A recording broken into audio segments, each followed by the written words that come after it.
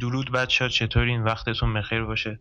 یک مسئله من میخوام یوتیوب رو شروع کنم، منتها خیلی مطمئن نیستم که محتوا چی باشه.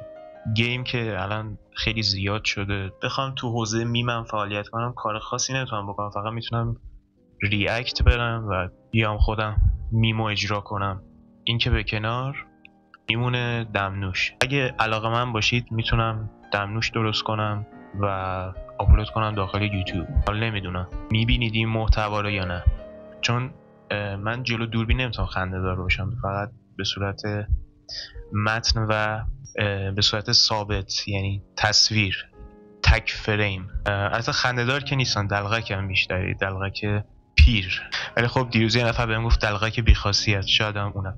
حالا نظر شما چیه؟ این زیر کامنت بذارید ببینیم چه محتوایی رو دنبال کنیم. گیم باشه، میم باشه، درست کردن دمنوش باشه. راستی من یه حدودی، تا حدودی البته، تسلطی به ایبلتون لایو دارم.